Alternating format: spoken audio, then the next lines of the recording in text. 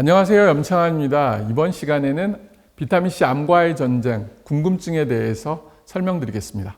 제가 이제 그 라이너스 폴링 연구소를 옛날에 2000년도에 갔던 때가 있습니다. 이 라이너스 폴링 박사는 그 비타민 교육을 할 때마다 항상 얘기 나눴던 분 중에 얘기인데요. 노벨상을 2번 타신 분. 이분이 저에게 항상 그 감동을 줬던 말 중에 하나가 뭐냐면은 대부분의 사람들은 사회에 순응하며 자신을 적응시키지만 일부 사람들은 사회에 적응하지 못하며 사회를 오히려 자신에게 적응시키려고 한다. 사회는 이런 비적응자에 의해서 발전되었다고 하면서 라이너스 폴링이 비타민 연구를 계속 했었습니다. 저쪽은 연구소의 이제 사진들이고요. 요거는 이제 그 칠판인데 라이너스 폴링이 본인이 실제 썼던 그 칠판이에요. 그리고 글씨들. 근데 참 여기 연구소를 보면서 느낀 거는 뭐냐면은 정말 여러 가지 자료들을 많이 제대로 보존을 해준다는 거. 우리는 그 자료들을 너무 쉽게 보존을 하지 못하고 있나 하는 그런 생각들을 듣게 됩니다. 비타민 공부를 시작한 지 제가 이제 벌써 20년이 넘었죠. 본격적으로 비타민을 알기 시작한 거는 25년쯤 되고 본격적으로 비타민을 공부한 건 20년 정도 됐으니까. 제가 의사 생활을 한 지 30년 돼서 거의 3분의 2. 앞으로도 이제 얼마가 될지 모르겠지만 비타민 연구를 계속 하는데 그 연구의 토막토막이 지금은 하나로 연결돼 보니까 하나의 역사 같더라고요. 그리고 그때마다 나를 잡아주고 나를 이겨줬던 거는 바로 이런 분들도 있고 자료도 있고 환자들도 있고 그렇습니다. 그래서 그런 게 없다면 나는 어땠을까 하는 생각이 들고요. 이 라이너스 폴링 박사 연구소에 갔을 때 이분이 이제 그 도서관에 계시는 분인데 참 저희 팀들 열성적으로 이제 가르쳐 줬어요. 그러면서 그 라이너스 폴링이 그 부인인 에바 헬렌에게 그 썼던 편지글을 딱 읽어주면서 이제 했는데 그 누군가가 이제 우리들 중에 누군가가 얘기했죠. 뭐 폴링 박사가 그렇게 사회적인 책임을 도외시하지 않는 용기를 가질 수 있었던 비결은 무엇인가요? 그랬더니 이분이 이제 이런 얘기를 해요. 그것은 폴링이 아바 헬렌을 사랑하기 때문이죠. 만약 이제 폴링 박사가 헬렌 여사와 함께 살고 있는 세상을 지켜야 한다는 것, 그것이 그가 온갖 비난 속에서도 자신의 길을 갈 수 있었던 원정력이 되었다는 것입니다. 저도 이제 하다 보면서 비타민 치료를 하다가 보면은 항상 어렵고 힘들고 그만두고 싶고 하는 순간들이 굉장히 많았어요. 실제 그런 순간들을 내가 이겨주고 이길 수 있었던 건 뭐냐? 주위 사람들이죠. 내 가족도 있고 그리고 여러분들도 있고 그리고 이제 환자들도 있고 모든 사람들, 이런 사람들 때문에 결국은 여기까지 왔었던 생각을 항상 하고 있습니다. 만약 그러지 않았으면 정말 순간순간에 포기하고 싶었던 때가 워낙 많았어요. 왜? 대학 교수를 하다 보니까 굳이 이거 안 하더라도 내가 갈 수 있는 길에 오히려 탄탄하니까. 근데 이거를 가지고 끝을 어느 순간에 이게 정말 비타민C가 항암제로서 인정을 받는다면 내 인생에서 내 살아온 환경에서 정말 후회하지 않는 삶이 되지 않을까 하는 생각이 됐고, 라이너스 폴링이 자기의 목숨을 갖고 자기의 명예를 포기하면서까지 비타민C에 올인했던 거는 그 비타민C가 갖고 있는 사랑과 정성이 있지 않았을까 하는 생각을 합니다. 그리고 저 끝에 있는 거는 이제 노벨상이에요. 사실 라이너스 폴링이 받으신 노벨상을 저보고도 한번 만져보라고 해서 만져봤는데 정말 그 무게는 처음 만질 때는 그 별거 아닌 건데 그 무게감은 엄청난 것 같더라고요. 그게 노벨상이 주는 것 같습니다. 저도 지금 현재 비타민 연구를 거의 20년 이상 하면서 느낀 거는 뭐냐? 내 길이 결코 잘못된 길이 아니었다는 생각을 하게 되고 내 길을 통해서 많은 환자분들이 그 혜택을 받았다는 생각들을 가끔씩을 해봅니다. 그러면 이제 그 지금까지 이제 질문 여러 가지들이 있는데 그 질문 중에서 25가지 정도를 제가 이제 뽑아서 이제 그거에 대한 답변을 해드리겠습니다. 어떤 거는 정말 너무 상식적인 얘기일지도 몰라요. 그렇지만 그 상식 속에 진실이 있는 거고 그 진실 속에 해답이 있습니다. 첫 번째, 비타민C 고용량이라는 건 무엇입니까? 많은 사람들이 고용량하고 메가용량하고 고용량 비타민C 주사 놔달라고 막 이런 분들도 있어요. 우리가 비타민C 하루 권장 용량은 90mg입니다. 이거는 일일 권장용, 괴혈병을 예방하기 위한 용량이지 이게 우리를 건강하게 해주는 건 아니에요. 그렇지만 이제 고용량, 메가용량을 사용하게 되면 특정 건강을 이제 해결해 준다는 거죠. 그래서 보통 뭐 메가 비타민 많이 먹자. 그래서 설사하기 전까지 먹어야 된다. 이런 얘기 많이 나오잖아요. 근데 이제 미국 국립보건원, 미국 NIH에서는 하루 경구 최대 용량을 2000mg으로 이제 2g으로 제한을 해뒀어요. 그렇지만은 그 실제 임상 경험을 통해서 우리가 비타민 C를 100g을 정맥 주사를 맞아도 큰 문제가 없어요. 그래서 2g 먹는 사람들은 2g 먹고 문제가 될까? 문제되는 사람 거의 없기 때문에 안전한 게 바로 비타민 C입니다. 그 다음에 이제 나왔던 이제 최근의 용량 얘기가 뭐냐면 바로 양리학적 아스코베이트, 파마콜로지컬 아스코베이트라는 말이 나오는데 이 전까지 메가비타민 고용량이 나왔다면 이 다음 세대는 바로 파마콜로지컬 아스코베이트라는 용어로 써야 됩니다. 이거는 질병을 치료하는 데 사용되는 고용량의 비타민 C를 말하는 거고 주사요법만 말하는 겁니다. 경구는 암만 줘봤자 혈중 농도를 몰하기 때문에 그래서 일반적으로 우리가 보통 말하는 메가비타민은 경구제를 얘기할 수 있지만은 그 파마콜로지컬 아스코베이트는 주사요법만을 말한다고 아시게 되면 됩니다. 그리고 고용량이라는 문구를 말할 때는 일반적으로 요 조기를 얘기하고 있고요. 그 다음에 이제 두 번째, 그 비타민C 경구 섭취와 정맥 주사의 차이점은 무엇입니까? 사실 경구는 편해요. 입으로 먹으니까. 근데 주사는 혈관을 찔러야 되니까 아파요. 통증이 많고 그리고 혈관이 없는 사람들은 주사 맞기가 되게 힘들다는 거. 그렇지만 경구제를 암만 많이 먹고 섭취를 많이 한다 하더라도 우리는 그 위장을 통해서 흡수해야 되는 데는 한계가 있어요. 그렇기 때문에 충분한 혈중 농도를 못 오르기 때문에 이 그 치료를 목적으로 한다고 하면은 결국은 정맥 주사만 사용할 수 있다는 거죠. 일예로서 비타민 C 경구로 50g을 먹었을 때 혈중 농도는 그 얼마 안 됩니다. 그렇지만은 그 주사요법을 하게 되면은 훨씬 더 많은 용량의 이제 61배나 더 많이 우리 몸에 이제 축적이 된다고 되어 있어요. 그만큼 이제 차이가 있는 거고요. 그럼 혈중 농도가 중요한 이유는 뭐냐? 세 번째. 이거는 암만 경구제를 많이 써도 혈중 농도를 못 올리고 혈중 농도를 못 올리게 되면은 치료에 대한 한계가 있기 때문에 그래요. 그래서 결국은 암세포를 죽일 만큼 충분한 용달을 올리게 되면 비타민 C 농도가 최소 200mg에서 이제 암세포를 죽일 수 있다고 하고 그리고 가장 적정 용량은 400mg/dL 이상이라고 합니다. 그래서 경구제는 암만 많이 섭취해도 항암제란 용어를 쓸 수가 없어요. 그렇지만 주사제는 정맥 주사를 통해서 암세포를 죽일 수 있는 용량까지 올리기 때문에 항암제란 말을 쓸 수가 있어요. 비타민 C가 항암제란 말을 쓰는 건 바로 주사제지 경구제가 아니라는 겁니다. 네 번째 질문은 암 환자에서 비타민 C 치료의 초기 연구는 어떠한가? 사실 초기 연구가 제대로가 됐었으면 지금처럼 이런 힘든 상황은 안 이루어졌겠죠. 그 초기 연구는 이제 상반된 두 가지 큰 그 연구가 부딪혔습니다.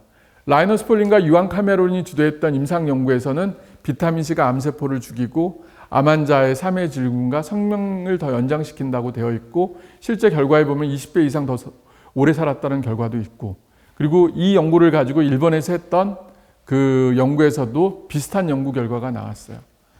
근데 이때 이제 참 아쉬웠던 건 뭐냐? 라이너스 폴링은 이중 맹검 실험을 해달라고 얘기를 했어요.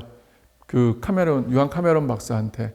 근데 카메론 박사는 외과 의사예요.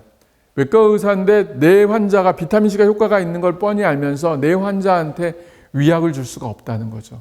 그러다 보니까 임상 연구를 이중 맹검 실험을 못하고 그냥 싱글 연구를 했기 때문에 그 싱글 연구로 인해서 대조군이 없다는 연구 때문에 계속적으로 이 연구가 인정을 못 받았던 것 중에 하나죠.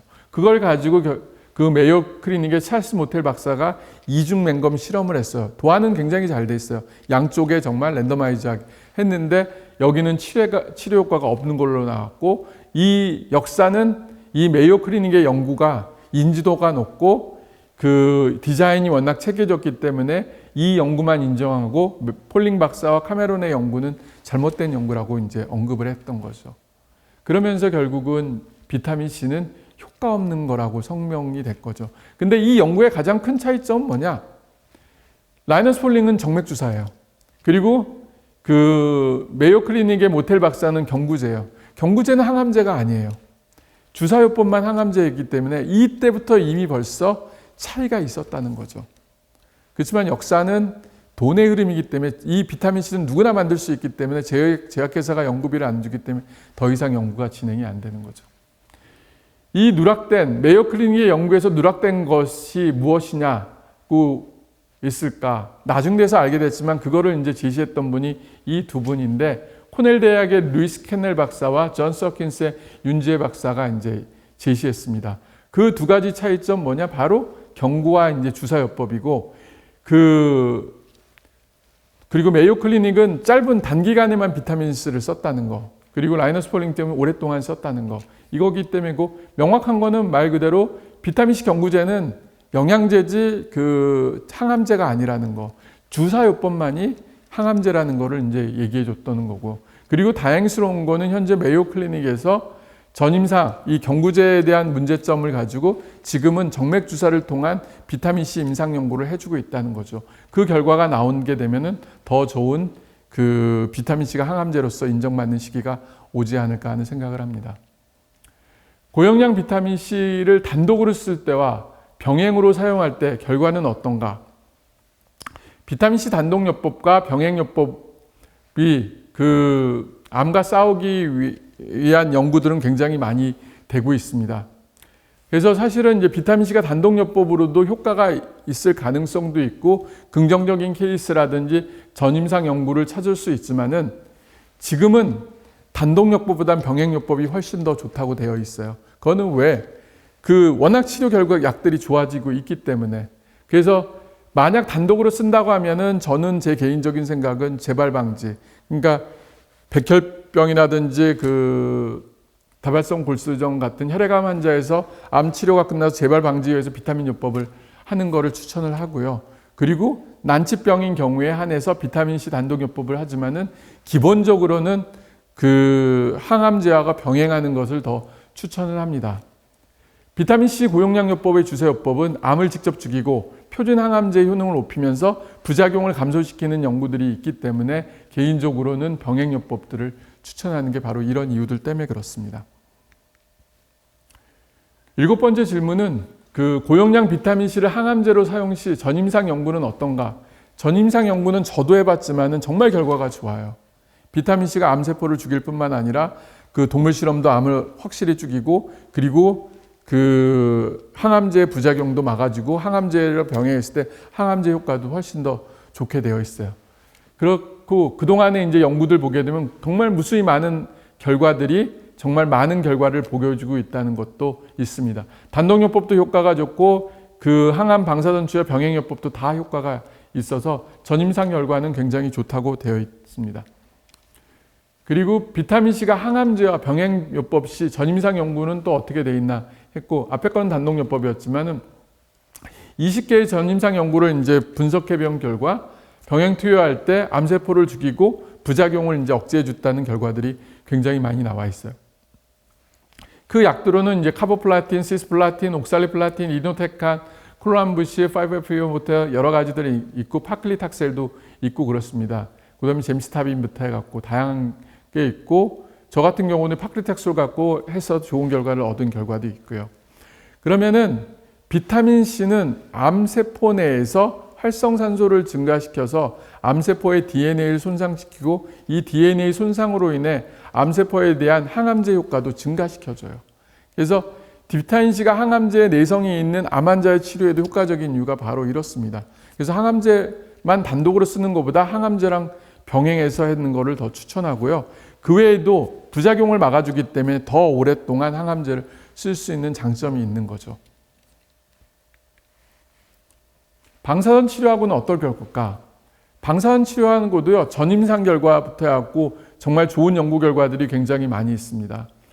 이것도 결국은 방사선 치료도 활성산소로서 암세포를 죽이기 때문에 비타민C의 효과가 더 좋고요. 그리고 비타민C 자체가 방사선의 감작제로 작용하여서 치료 결과를 더 좋게 합니다. 비타민C는 정상적인 주위, 방사선으로 인해서 암세포는 죽이지만 주위 정상세포는 또 보호해주는 효과를 가지고 있어요. 왜 방사선 치료가 효과도 있지만 주위 조직의 방사선으로 인해 손상되는 경우가 있잖아요. 그러므로 인한 부작용들이 굉장히 많은데 비타민C가 이거를 보호해주는 효과를 갖고 있다는 거. 그래서 일부 연구에서 고용량 비타민C와 항암 방사선 치료를 병행한 결과 전체 생존율을 50% 이상까지 올려줬다는 연구 결과도 있습니다. 10번째 질문은 표적항암제. 최근에 이제 암 환자들의 생존 기간이 늘어나는 게 바로 이 표적항암제들 때문인데, 글리백을 포함해서 이레사, 타세바부터 하고 다양한 게 있는데, 이때 비타민C의 전임상 연구 결과는 어떤가? 어떤 연구를 할 때마다 항상 전임상을 끝나고 나서 동물 실험, 임상 이렇게 막 가는데요. 표적항암제는 암세포의 성장, 분열, 확산에 관여하는 단백질에 중점을 두는데요. 전임상 결과 이 비타민C를 병행했을 때 더 상승 효과가 있고 내성을 감소하는 결과가 있습니다. 그래서 표적항암제들 이런 것들이 있고, 최근에는 이제 많이 나온 게 림판자, 제줄라 이런 것들도 있는데, 이런 것들도 좋은 결과를 갖고 있다는 거죠. 그 국제학술지인 이제 그 저널 오브 클리니컬 캔서 리서치라는 게 실린 내용을 보면은 유방암 세포에서 에스트로겐 리셉터, 허투 차단제와 고용량 비타민 C를 사용하면은 치료 결과가 더 좋다고 되어 있습니다. 어떤 분들이 이제 질문을 그런 얘기를 해요. 타목시펜 할 때 비타민 C 쓰면 오히려 더 효과 억제하는 거 아니야? 이런 얘기를 하는데 절대 그렇지 않다는 거를 얘기해 줄 수 있고요. 골수성 백혈병 환자, T2에서 TET2 결핍 세포 치료에서 비타민 C를 같이 병행했을 때 더 좋은 결과를 보인다고 되어 있습니다. 결론적으로 표적 항암제와 비타민 C 치료를 병행할 때 상승 효과가 나와 있는 건 맞고요. 근데 상승 효과에 극한된 게 아니라 부작용도 막아줄 수 있고요. 11번째 질문은 가장 핫 이슈죠. 고용량 비타민C는 임상시험에서 어떻게 진행되고 있느냐. 사실은 저는 비타민C의 임상 연구가 진행 안 될 줄 알았어요. 왜? 비타민C는 누구나 만들 수가 있기 때문에 제약회사가 연구비를 지원을 안 하는데 이 많은 돈을 할 때 이게 연구가 진행될 수 있을까 하는 생각을 가졌죠.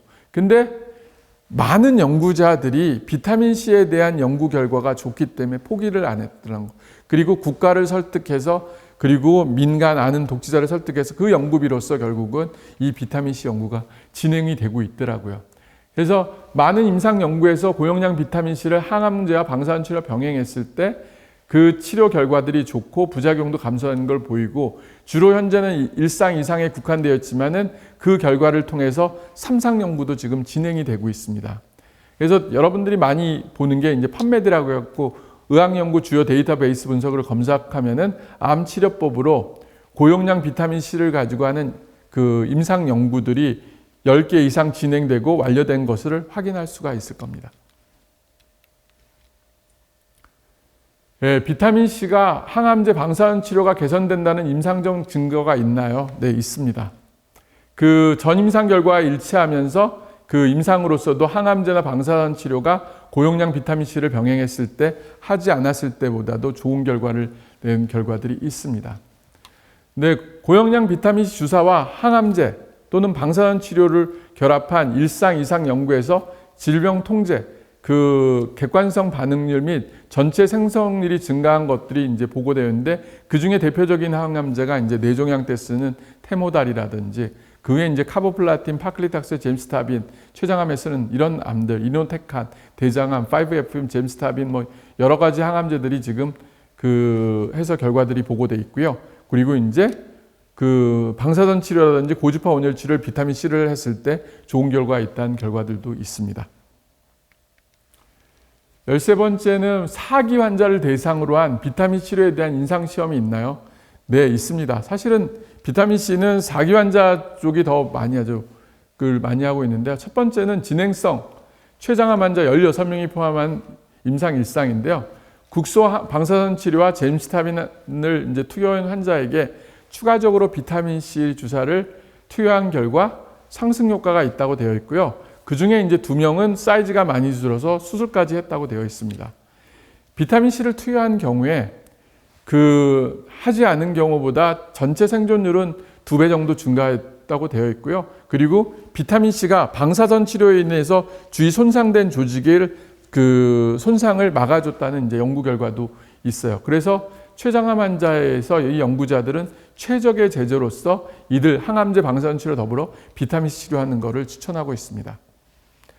두 번째 연구는 진행성, 이것도 췌장암 환자를 대상으로 한 이상 임상 시험이었는데 이것도 8주간의 치료 후에 환자의 88%가 원발성 종양의 크기가 감소하고 그리고 이 항암제 단독보다는 비타민 주사를 맞을 때 더 효과적이라고 이제 논문으로 나와 있습니다.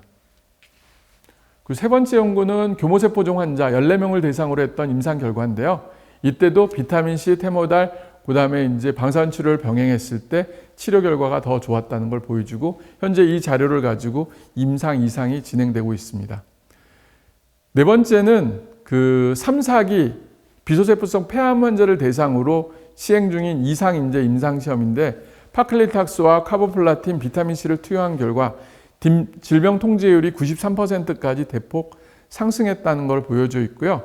그래서 이 연구자들은 이 그 양리학적인 아스코베이트, 비타민C가 비소세포성 폐암에서 항암 방사선 치료의 효과를 올려주고 부작용을 감소시켜주는 거라고 이제 얘기해 주는데 이 연구가 이제 완료될 때까지는 아직도 1년 이상 남아있긴 합니다. 그리고 다섯 번째는 이제 4기 난소암 환자를 대상으로 한 1상 이상 그 무작위 임상 연구인데요. 치료군은 비타민C하고 항암제인 카보플라틴 파클리탁솔을 투여하고 대조군은 카보플라틴과 파클리탁솔만 투여해서 두 군간의 비교를 했어요.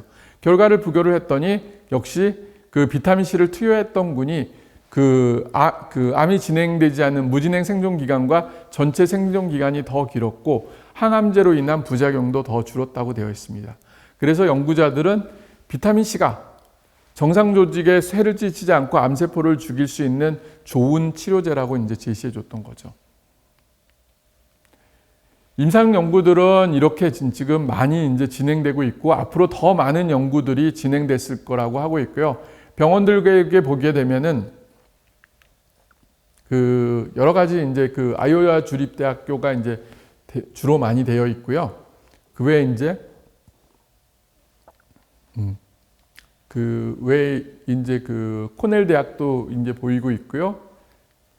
그리고 여기 보면은 여기 메이오 클리닉 나와 있죠. 아리조나에 대한 미네소타, 플로리다에 있는 그 메이오 클리닉에서도 이 임상 연구를 하고 있다는 걸 이제 B셀 림포마를 대상으로 하고 있네요. 카보시플라틴, 비타민C 이렇게 해서 이제 연구가 진행되고 있다고 되어 있습니다. 14번째는 고용량 비타민C는 어떤 암에 효과적이냐? 대부분의 암에 효과가 좋아요. 대장암, 유방암, 폐암, 전립선암부터 해갖고 백혈병, 림프종, 다발성 골수종. 그렇기 때문에 암 환자들은 한 번 정도 이 주사를 맞지 않는 환자가 아니면은 해볼 만한 치료법 중에 하나라고 생각을 합니다. 그리고 15번째는 고용량 비타민C는 어떻게 암세포를 죽이느냐? 기전은 첫 번째는 활성산소를 생성해서 암세포를 이제 DNA를 손상시켜 주고요. 그 외에도 그 여러 가지 이제 그 암세포에 관련된 기전들을 다양하게 공격해서 이제 죽인다고 됩니다. 현재까지 발견된 게 뭐 14가지 정도 발견이 됐다고 하니까 앞으로도 사실은 발견되지 못한 기전들도 굉장히 많다고 되어 있고요. 그 다음에 이제 그 16번째는 어떻게 비타민C가 암세포 DNA를 손상시키나요? 이거는 그 암세포 내로 들어가서 비타민C가 활성산소를 생성해서 암세포를 직접 죽이는 그런 기전을 통해서 하는 거고요. 특히 이제 항암하고 방사선을 더 병행하게 되면은 산해 스트레스를 더 많이 올리기 때문에 더 많이 죽일 수가 있습니다. 이게 이제 그 죽이는 과정들인데 이때 이제 활성산소를 더 많이 생성인데 이때 들어가서 H2O2를 생성하고 이 H2O2가 이것만 해도 그 암세포를 많이 죽이는데요. 펜토스한트를 통해서 더 이런 여러 가지 시키고 그리고 이게 팬텀 반응을 통해서 더 강력한 이제 독성을 가진 이제 활성산소로 돼서 더 열심히 암세포를 죽인다고 되어 있습니다. 17번째는 비타민C는 암세포를 외부와 내부에서 둘 다 공격이 가능하나요? 네, 맞습니다. 비타민C는 재밌는 거는 정상세포는 보호하고 암세포를 죽이기 때문에 외부, 내부에서 다 이 암세포를 공격할 수 있는 가장 좋은 모델 중에 하나라고 되어 있어요. 외부에서는 혈액 속의 고용량 비타민C는 H2O2를 생성해서 직접적으로 이제 암세포를 타격을 주고요. 내부에서는 H2O2가 그 암세포에 들어가서 내부적으로 OH를 생성해서 그 DNA라든지 ATP 생성을 막아줘요. 그리고 정상세포에는 활성산소 항산화제들이 많이 있기 때문에 보호해주는 역할들도 갖고 있고요. 그래서 내부와 외부에서 발생하는 산화 스트레스로 인해서 암세포 DNA, 단백질, 지질 손상을 가져와서 더 많이 사멸을 시켜주고요. 그리고 이 항암 방사선과 같이 했을 땐 더 좋은 결과를 얻을 수 있다고 되어 있습니다. 비타민C가 어떻게 암세포 에너지를 파괴하나요? 앞서 이제 설명한 것처럼 팬텀 반응으로 인해서 비타민C 환원력이 DHC 산화형으로 이제 전환되면서 더 많이 죽이고요. 그 H2O2가 또 이제 더 강력한 OH로 변하면서 더 세게 이제 암세포를 죽인다고 되어 있습니다. 고용량 비타민C는 암세포에서는 독성으로 작용하지만 정상세포에서는 굉장히 안전해요. 그동안에 발표되는 전임상 연구뿐만 아니라 임상 연구, 그리고 제가 그동안 봤던 수많은 환자들에서 비타민을 썼을 때 그동안 심각한 문제를 유발시키지 않았던 그 사실만 가지고도 좋다고 되어 있습니다. 19번째는 비타민C 주사가 항암제와 방사선 치료 부작용을 줄이나요? 네, 부작용을 줄입니다. 항암제와 방사선 치료는 암 치료 결과만큼 부작용도 굉장히 많아요. 그렇기 때문에 이 부작용으로 인해서 내 몸에 오랫동안 독소들이 남고 그 독소로 인해서 정상적인 생활을 못하는 경우들이 많은데 비타민C를 초기부터 적절히 주게 되면은 항암제의 효과를 올려주는 반면 부작용도 막아줄 수 있는 그런 효과를 가질 수 있다는 거죠. 그래서 적극적으로 치료해 주는 것을 이제 제시해 주고 있고요. 20번째는 완화 치료에 고용량 비타민C가 사용됩니까? 네, 사용됩니다. 말기암 환자들한테 비타민C를 사용하는 이유는 암이 걸리고 말기암으로 가면 갈수록 비타민C 소모가 굉장히 많아져요. 그런 사람들한테 비타민C를 주면은 얘네들이 우리 몸이 점점점 회복이 된다는 거죠. 실제 제가 했던 연구 자료입니다. 그래서 말기암 환자들한테 비타민C를 썼더니 여기 보는 것처럼 전반적인 건강 기능도 좋아지고 그리고 육체적인, 신체적인 그 이모셔널, 감정적인 면도 대부분 좋아지고 피로, 오심구, 또 통증, 수면 이런 여러 가지 문제들이 더 좋아지고 그 외에도 임상 경험상 생존 기간도 더 길어졌어요. 그건 왜냐? 체력이 되기 때문에 그래요. 그래서 완화 치료에도 고용량 비타민C가 적극적으로 사용되고 있습니다. 그러면 21번째 고용량 비타민C의 금기사항은 무엇이냐? 비타민C는 대부분의 사람들에게 안전해요. 근데 일부 사람에게서 부작용이 나타나는데 제일 대표적인 게 신부전. 신장이 안 좋은 경우는 쓰지 못하고요. 두 번째, G6PD 결핍이 환자들한테 못 써요. 그래서 비타민 주사를 맞을 때는 G6PD 결핍 검사를 꼭 해줘야 됩니다. 그리고 그 검사는 4분이면 결과가 나오기 때문에 그렇게 어렵지도 않고요. 상대적인 금기는 신장결석이에요. 신장결석이 있는 사람들은 이 혹시라도 비타민C를 통해서 옥살산이 생겨서 그 결석이 더 진행될 수 있고요. 그 외에 이제 복수랑 흉수 같은 경우도 비타민C만 썼을 때 상관없는데 비타민C를 쓸 때 수액이 같이 들어가기 때문에 이 복수나 흉수가 더 많이 살 수도 있기 때문에 상대적인 금기사항입니다. 그래서 비타민C는 고용량 비타민C를 쓸 때는 한두 번 쓰는 게 아니라 계속 오랫동안 써야 되기 때문에 반드시 위험한 상황은 항상 검사를 통해서 원인을 찾아줘야 합니다. 22번째, 아무도 고용량 비타민C를 사용하는 것에 대해 이야기해 주지 않나요? 이야기해 주지 않습니다. 근데요, 그 비타민C를 사실은 저도 제 만났던 옛날에 만났던 그 가정 방문했던 환자, 25년 전에 만났던 그 환자가 저한테 죽기 전에 숙제로서 비타민C를 공부해 달라는 말을 안 남겼으면 저도 비타민C를 공부하지 않았을 거예요. 근데 25년 전에 만났던 그 환자와의 약속 때문에 저도 지금까지 계속 비타민 연구를 하는 거고 비타민에 대해서 여러 가지 찾고 계속 했다는 겁니다. 많은 의사들이 사실은 비타민을 영양제로 알지 치료제로 아는 사람들은 거의 없어요. 그리고 자기 분야가 아니기 때문에 그냥 무조건 무시해버리는 거예요. 만약 내가 암에 걸렸다고 하면은 그분들은 다시 공부하겠죠. 그러면서 이게 치료제라는 개념을 알게 됐고 그 치료제라는 개념 바로 파마콜로지라 아스코베이트고 일반적으로 말하는 비타민C는 그냥 영양제라는 개념으로 생각하시면 됩니다. 그러니까 누구도 비타민C에서 얘기를 안 해줄 겁니다. 근데 최근에 많은 좋은 연구 결과들이 나오고 그리고 임상 연구들이 진행되기 때문에 저는 10년 안에는 고용량 비타민C가 그 항암제로서 인정받으면서 주류 의학으로 들어올 거라는 생각을 가지고 있습니다.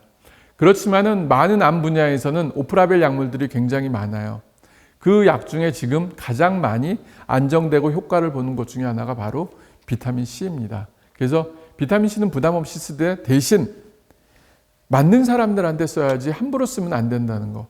얼마 전에 왔던 환자가 있는데 그 환자는 저희 병원에 2년 전에 왔을 때 신장 기능이 안 좋아갖고 제가 비타민C를 치료를 못 한다고 했어요. 그랬더니 이 환자가 다른 병원에 갔는데 그 병원의 선생님은 비타민 치료를 해도 된다고 하고 비타민 치료를 했어요.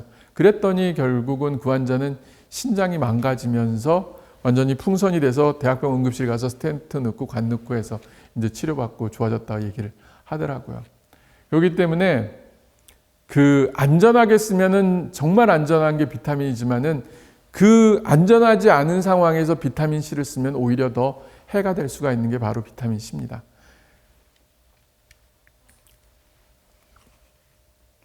이 23번째 고용량 비타민C는 언제 FDA 승인 암 치료제가 됩니까? 예, 고용량 비타민C 치료가 현재는 대체 또는 보완 암 치료법으로 분류되어 있지만 이것이 포진 암 치료로 들어가기 위해서는 임상 연구를 통과해야 합니다. 지금 임상 연구들이 많이 진행되고 있기 때문에 저는 10년 안에는 이제 온다고 생각을 하고요. 실제 항암제가 1상부터 3상까지 진행될 때 연구비가 520억 정도가 필요해요. 비타민C에 관련된 거는 어떤 제약회사도 이 연구비를 투자합니다. 왜? 누구나 만들 수 있는 게 바로 비타민C이기 때문에. 대형 제사가 안 하기 때문에 임상 연구를 진행을 안 하고 유일하게 이제 그거에 대해서 관심을 갖고 있는 대학 교사들, 연구자들에 의해서 그 국가를 동원해서 민간 기부에 의해서 하면서 임상 연구가 된다는 거.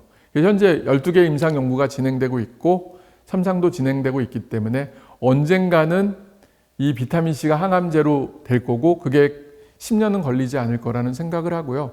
저는 개인적으로 그 주사제가 이제 항암제로서 그 사용될 수 있는 날이 머지않을 거라는 생각을 개인적으로 하고 있습니다.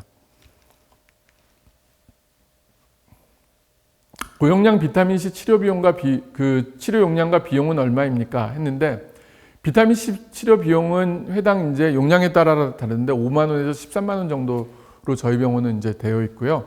그 치료 용량은 결국은 혈중 농도예요. 이 환자들한테 얼마의 용량을 쓸까 하는 것은 10g, 20g, 30g, 50g, 100g이 아니라 혈중 농도를 우리가 원하는 만큼 올리는 게 어디냐는 거야. 항암 효과를 올릴 때는 350에서 그 500, 400 이상을 올리라고 할 때가 가장 좋다고 되어 있고 최소는 200이라고 되어 있습니다. 그래서 그 이제 검사가 이제 진행이 되기 때문에 G6PD는 여기다 놓고 피 조금만 뽑으면 돼요. 당뇨 체크처럼. 여기다 넣으면은 이제 그 검사에서 G6PD를 통해서 검사 결핍 여부를 볼 수 있고 그리고 내가 지금 비타민C를 맞고 있어. 50g 맞았는데 진짜 이 그 혈중 농도 충분히 올라가는지를 알고 싶으면은 그것도 주사 맞고 나서 바로 피를 뽑아서 여기다 딱 넣으면은 이 비타민C 농도가 보통 1분에서 2분 사이에 결과가 나와서 그 자리에서 당신은 제대로 맞고 있습니다. 아니면 좀 더 많이 맞아야 되는가를 알 수가 있습니다. 그리고 이제 마지막 질문입니다. 현 시점에서 우리가 해야 할 것은 무엇인가?